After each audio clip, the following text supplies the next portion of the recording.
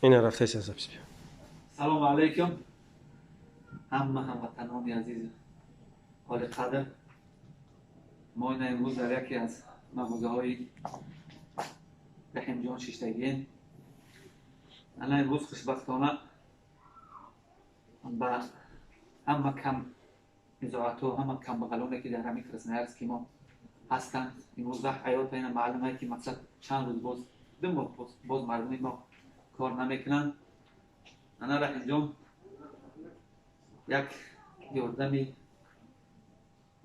جوان مردانه شده به مردم ما این رسونده ایستاده است. این 1,000,000 سومی مقصد 1,000,000 روبل روسی به ما این یاردم مدد خود رسونده ایستاده است. انا من از نام خودم از نام همه مردمی که امروز محتاجن به همین روز به همین پول به همین چیز مینداری خود را به رحیم جان میرسونم. انا رحیم جان اگر ما روزها و هفته ها و ماه ها و سال ها اگر تعریف کنیم باور کنید حالی هم کمه.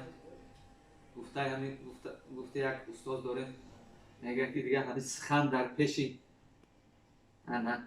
خیلی جوان مرد سخن دیگه عاجزه.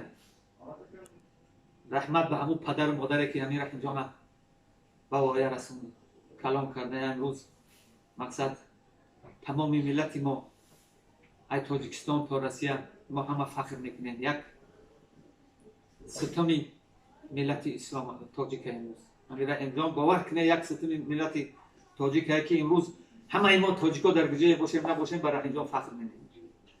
خداوند با این دولت شزاوی کنه و پروردگار با همه قلاهای بلند زندگی برسونه شد. چی مراد و مقصودایی که در دل داره همش جامعه عمل کنند. خداوند کریم یعنی بلا و آفت‌هایی که اومده است آمین. ملت مسلمان ما تاجیکا را ای بلا و آفت‌ها و ای کسلی و بیماری ها خداوند کریم نگه داره.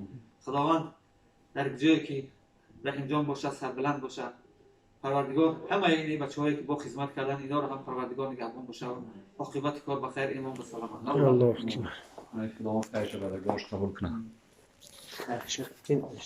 این